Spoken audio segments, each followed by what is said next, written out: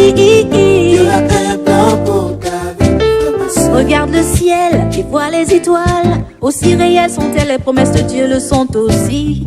Relève-toi et prends courage, fais briller ta lumière. Avec toi, Dieu n'a pas fini. Avec toi, Dieu n'a pas fini. Avec toi, Dieu n'a pas fini. Avec toi, Dieu n'a pas fini. Dieu a un plan pour ta vie.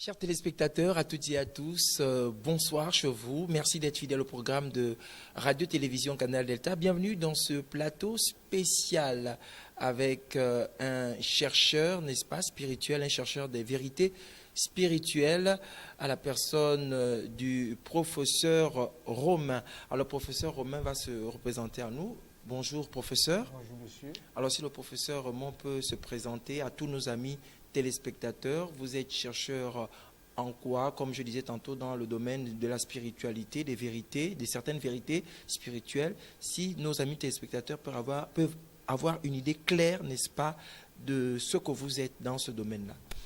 Eh bien, dans ce domaine, je me pose toujours des questions. Internet, un site de Benjamin Crème appelé Partage International. Donc moi-même, je m'appelle Romain Akofon. J'ai été pendant près de 33 ans professeur à l'École nationale de commerce. Et déjà, mon sentiment est que toutes les religions sont bonnes. Il n'y a pas de religion qui soit mauvaise, qui soit l'œuvre du diable. Maintenant, on est toujours resté dans le domaine de l'espoir, de l'espérance. Le Christ, Mahomet, tout ça là. Bon, ça c'est des noms qui sont donnés par chaque groupe. Maintenant, je suis tombé sur le site de Partage International de Benjamin Crème. Benjamin Crème, je vais le présenter aussi. C'est un peintre, un artiste britannique. Il est né en 1922. Et depuis 1975, il fait des conférences partout dans le monde sur la présence du Christ dans le monde. Et je me suis abonné à cette revue. Au jour le jour, je vois qu'il publie des apparitions, des présences, des interventions du Christ, qu'il appelle Maitreya, dans le monde. Alors Maitreya, c'est le nom oriental du Christ. Ce nom-là lui est donné parce que Bouddha, avant de partir, avait annoncé qu'un 5e Bouddha devait arriver et son nom était Maitreya. Alors j'ai beaucoup fouillé. Et ce que j'ai constaté, c'est que toutes les informations, tous les événements qui sont présentés ne peuvent pas être faux. Pourquoi? D'abord, le Christ, Maitreya, on l'a vu se manifester physiquement le 20 juin 1988 à Nairobi, devant près de 6000 personnes. C'était à une réunion de prière. L'évangéliste s'appelle Maria Cassa, c'était en 1988, et il était habillé en blanc avec un peu de turban à la manière des Pakistanais ou, je sais pas, des Hindous. Ou des Arabes en général. Ou des Arabes en général, parce que vous avez vu l'image. Et il s'est adressé à ces gens-là pendant 15 à 20 minutes dans leur propre langue, en swahili. D'accord. Bon, là, je ne sais pas, on est dans l'introduction. On est dans l'introduction. Donc, je crois que nos amis téléspectateurs savent déjà que, bon, donc, vous n'êtes pas du tout, vous n'êtes pas chrétien. On ne peut pas vous définir comme chrétien ou comme musulman, etc. Vous êtes tout simplement un chercheur spirituel, un chercheur des vérités spirituelles. Alors, au début, lorsque je vous posais la question en prélude de cet entretien, je posais la question de savoir vos recherches, vous faites vos recherches sur quoi? Alors, lorsque l'on vous écoute ici, on a comme l'impression que vos recherches sont focalisées sur les revues que vous lisez de monsieur, vous avez cité, Crème, c'est ça? Donc, vos recherches sont basées sur les publications de monsieur Trem au niveau de l'Internet, ou bien vous avez des recherches personnelles déjà que vous-même vous avez Oui, entreprises? j'ai lu beaucoup de livres. Je lis la Bible, je lis les évangiles. Mhm. J'ai lu aussi le Coran. J'ai lu les livres sacrés des hindous, la Bhagavad Gita. Donc mes recherches, la panoplie est très étendue. Maintenant, à entendre les gens, on semble que tous ces gens-là qui ont pour support des livres sacrés ne s'entendent pas, il y a des divisions, mais est-ce que réellement il y a besoin d'être divisé, puisque après tout, c'est Dieu que tout le monde a en vue. Et là, c'est là où je dis, non, ce que Benjamin Crème est en train de dire, lui non plus, il ne dit pas que c'est une nouvelle religion. Maitreya n'a pas l'intention de créer une nouvelle religion. D'accord. On aura, n'est-ce pas, l'explication de Maitreya, parce que depuis un certain temps, nos amis téléspectateurs écoutent Maitreya.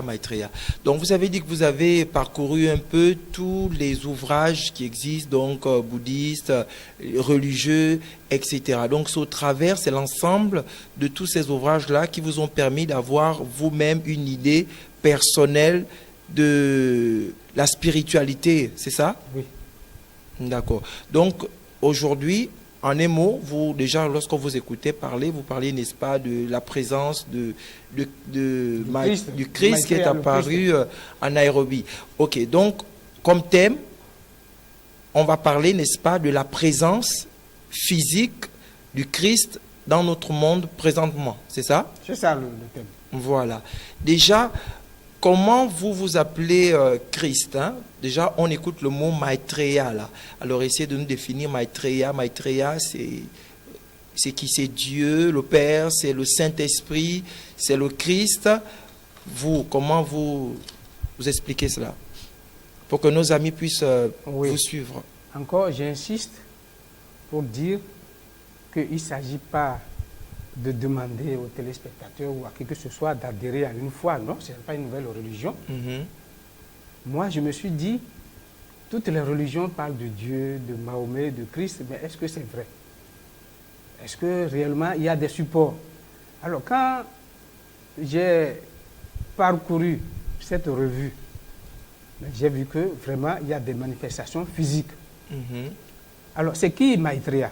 D'abord, ce nom, c'est le nom qui lui avait été donné par le Bouddha avant de mourir. Ce qui veut dire, ce qui sous-entend qu'il y a quand même une interrelation entre toutes les religions. Bouddha, avant de partir, a dit il y a un cinquième Bouddha qui va venir. Et il s'appellera Maitreya. Maintenant, l'histoire de Maitreya, c'est quoi? Voilà la signification déjà de Maitreya. Maitreya, ça signifie le bienheureux. Le bienheureux. Et chez les chrétiens, tout le monde attend le Christ. Chez les juifs, ils attendent le Messie. Et chez certains musulmans, ils attendent l'imam Mahdi. Bon, le Christ, dès qu'on parle de Christ, tout le monde pense à Jésus. On ne peut pas parler de Christ sans penser à Jésus. Oui. Jésus, c'est un disciple du Christ. Le Christ a travaillé par l'intermédiaire de Jésus il y a 2000 ans en Palestine. Parce que le Christ étant un être très évolué, il ne pouvait pas descendre plus bas dans notre monde physique.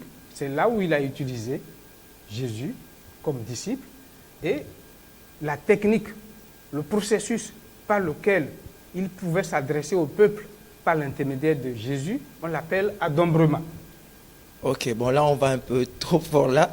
Bon, essayez déjà d'expliquer. Hein. Bon, c'est vrai que tout le monde ne pourra pas peut-être comprendre, mais essayez déjà d'expliquer. Déjà quand vous dites que le Christ a utilisé Jésus, déjà certains de nos amis téléspectateurs du domaine chrétien sont déjà un peu troublés, scandalisés, perdus ici. Alors, qu'est-ce que vous entendez par Christ a utilisé Jésus pour justement s'adresser au monde comme il est venu? Bon, mais c'est une information qui était connue des premiers chrétiens. Et c'est ça qui a amené même cette discussion. Il suffit j'ai beaucoup aussi étudié l'histoire des religions. Il suffit de se reporter à l'histoire des religions. Il y a beaucoup qui discutaient de la divinité du Christ, de Jésus. Est-ce que Jésus c'est Dieu? Est-ce que c'est le Fils de Dieu? Est-ce que c'est un homme? C'est parce que beaucoup n'étaient pas au courant de ce processus. L'association du Christ et de Jésus a commencé, réellement sa mission a commencé à partir du baptême dans le Jourdain. Vous devez noter que lorsque Jean-Baptiste a baptisé Jésus, une colombe est descendue sur Jésus. Et ça, bon, nos frères chrétiens disent que c'est le Saint-Esprit, mais en fait, c'est à partir de là que le Christ a commencé à travailler par l'intermédiaire de Jésus. C'est-à-dire quoi? C'est avec le plein consentement de Jésus qui travaillait, qui s'adressait au peuple. C'est-à-dire que quand il parlait, par exemple, il dit « Mon Père et moi, nous sommes un ». Tous ceux qui connaissaient Jésus en ce moment-là, ils s'étonnaient que le Fils du Sang-Pentier puisse dire que lui et Dieu soient un. Alors qu'en réalité, c'est ce personnage-là qui parlait par son intermédiaire. C'est ça le processus de l'adombrement. D'accord, l'adombrement. Donc voilà. C'est le processus qui fait que un être très évolué peut utiliser quelqu'un qui a... Un être de chair. Un être de chair pour s'adresser au public, pour laisser comme un mortel, voilà. Donc vous dites que c'est à partir de cet instant-là que l'association a commencé, il a travaillé, il a prêché, il a fait beaucoup de guérisons. Donc quand il a évolué jusqu'avant les 30 ans, parce que c'est quand il a atteint les 30 ans qu'il s'est fait baptiser, parce que, bon, pour la version chrétienne, hein, selon l'enseignement chrétien... Moi, je ne suis pas venu pour parler de la version chrétienne. Non, c'est juste pour essayer de comparer, quoi, de comparer, en fonction de ce que vous dites. Je veux parler des faits, mais... La version chrétienne, c'est peut-être une interprétation. Mais vous, dans vos recherches, vous avez cette interprétation-là, en fait. Oui. Ok, d'accord. Donc, je tiens à vous rappeler, chers téléspectateurs, nous recevons le professeur Romain, qui est là pour Romain Akofon, qui est là pour nous parler, n'est-ce pas, de ces nombreuses recherches spirituelles sur certaines vérités vues, n'est-ce pas, par lui, pas vues par... selon ce que la Bible peut nous ressortir ou les vérités que d'autres livres spirituels peuvent nous apporter. Mais il a fait, n'est-ce pas, la recherche, il a essayé de comparer toutes ces choses, toutes ces connaissances spéciales. Il ne fait pas partie d'une église ou d'une religion quelconque. Il est tout simplement un chercheur libre, n'est-ce pas, comme la spiritualité est vaste et tout un chacun peut, n'est-ce pas, y entrer pour avoir une compréhension, etc.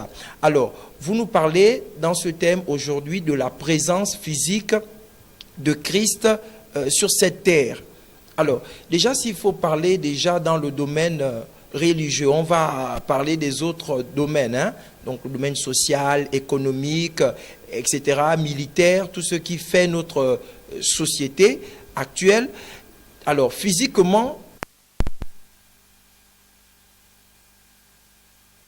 me référer à la Bible ou à d'autres voilà, Bible, pour que les gens se retrouvent, même si on n'en parle pas. Tu peux aussi faire référence au Coran ou à n'importe quel autre livre sacré. Hein? D'accord. Il n'y a pas de livre exclu. Ok. Alors, on sait que les chrétiens attendent le retour de Christ, hein, comme vous l'avez dit tout à l'heure, et les Juifs attendent le retour du Messie, hein, les musulmans, le retour de l'imam Mahdi. Voilà, l'imam Mahdi. Mais comment vous pouvez dire que physiquement, Christ est déjà là? Vous pensez que Christ, selon vos recherches, est déjà revenu, il est là, il existe physiquement. Alors, dans le domaine religieux, est-ce que vous avez des exemples de son existence, de sa venue déjà sur cette terre? Dans le domaine religieux, pour ne parler que dans ce secteur-là. Ce que je veux vous dire, je ne parle pas de religion spécialement, je parle des faits. Il y a des événements qui sont présentés qui attestent que ce personnage, il paraît étrange. Alors, D'abord, l'explication qu'il faut donner des évangiles. Je vous ai donné tout à l'heure le processus par lequel le Christ s'est adressé au peuple à travers Jésus. Et tout ça là, ça fait partie d'un plan. Et je parle de ça non pas en me basant uniquement sur tel ou tel livre sacré, mais en me basant sur les phénomènes, les événements qui se passent actuellement. Vous me comprenez? Oui. Il y a les faits et puis les interprétations ou d'autres qui ont écrit là-dessus. Mais les faits, je parle de ce qui se passe présentement. Donc, la mission du Christ par l'intermédiaire de Jésus en Palestine, c'était de montrer à l'humanité le processus par lequel nous retournons à la maison de Dieu. Et ça a été fait sous une forme symbolique et dramatique. C'est-à-dire que les épisodes de la vie de Jésus en Palestine sont symbolisés par les différentes étapes par lesquelles nous devons passer pour arriver à la résurrection. Voilà le mot. Pour arriver au royaume des cieux. Vous me suivez? Alors, on va prendre le premier épisode, c'est la naissance de Jésus dans la grotte. La naissance de Jésus, ça c'est déjà une étape importante pour l'évolution de l'homme. C'est la naissance du Christ dans le cœur. Le Christ est à la fois un personnage, un plan, un niveau de conscience et une énergie. D'accord, donc le Christ, c'est à la fois l'explication que vous donnez du Christ, reprenez cette explication. L'explication du Christ, c'est une énergie, c'est un plan de conscience. C'est l'énergie qui nous fait évoluer. Et lui, étant arrivé au but, il est revenu. Et ce n'est pas seulement en Palestine qu'il est venu. D'accord, maintenant Jésus, vous avez expliqué Christ, hein? Un plan, une énergie, un niveau de conscience, etc. Alors maintenant, celui de Jésus, comment vous expliquez Jésus? Qui est Jésus? C'est un disciple comme tout le monde. Et tous les documents historiques prouvent qu'il faisait partie de la secte des Esséniens. Ah Jésus, bon? oui, bien sûr. Jésus faisait partie de la secte des Esséniens parce qu'à l'époque, il y avait plusieurs familles juives, il y a 2000 ans. Il y avait les pharisiens, il y avait les sadducéens, il y avait les Esséniens. Les sadducéens, il suffit de lire un peu l'évangile pour voir que c'était les plus matérialistes. Ils ne croyaient pas du tout à ce que prêchait Jésus, ils ne croyaient pas en la résurrection des morts. Alors, ce sont deux personnages différents. Ce sont deux personnages différents. Alors, essayez de nous apporter, n'est-ce pas, la preuve ici, pour essayer de dissocier, n'est-ce pas, ces deux personnages. La preuve ici, c'est que Maitreya, le Christ, se manifeste partout et souvent il se manifeste en compagnie de Jésus. Et je vais vous dire encore une chose qui va vous paraître étrange. À l'heure où je vous parle, Jésus, il est devenu un maître de sagesse. Je vais vous expliquer tout à l'heure ce qu'on entend par ça. Il est devenu un maître de sagesse. Jésus est présent, lui aussi, physiquement, à Rome. Dans la banlieue de Rome, Jésus est là. Et pour preuve, c'est que vous avez... Mais attention sur ce que vous dites. Ce sont des, comment dire ça, ce sont des déclarations qui peuvent... Mais oui, mais ça peut vous amener à faire des recherches. Moi, je vous donne les informations que j'ai. Je vous livre les informations que j'ai. Je vous dis, Jésus est présent physiquement à Rome. Et il est présent là-bas sous quelle forme, je ne sais pas, avec quel nom? Il a un nom là-bas, il a quelle fonction là-bas, à Rome? Bon, quand je dis que Jésus est présent physiquement à Rome, vous ne m'avez pas laissé le temps d'expliquer le processus par lequel on parvient à sa présence physique là-bas. Oui. Ok, reprenez alors.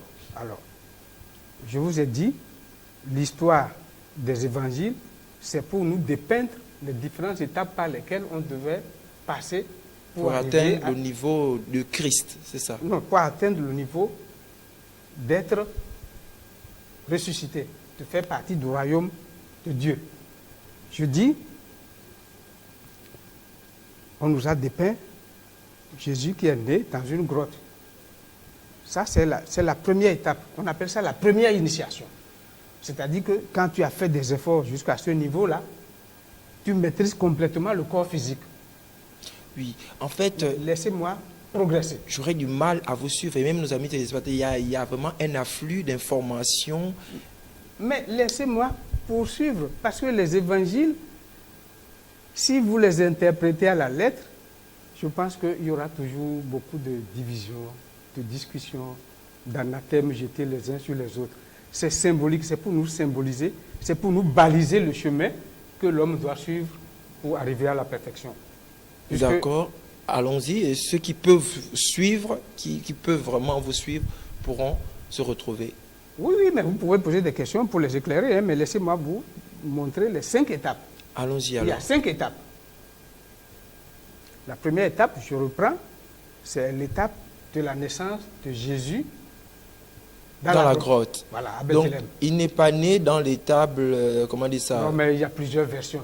Toujours est-il qu'il est né à Bethléem. Voilà, ça c'est des détails. Et parce que la qui- grotte, là, c'est nouveau, ça. Bon, ça, c'est en non, fonction c'est pas de vos nouveau, recherches. C'est pas nouveau. C'est pas nouveau. On parle de la grotte, on parle de l'étable, on parle des bergers qui sont venus les saluer. Et ça dépend des évangélistes. D'accord, Non, allons-y. non, non. Mon cher ami journaliste, je suis venu pour donner des informations essentielles. On ne va pas rentrer dans les détails. Le détail, ça nous fait perdre de vue l'essentiel.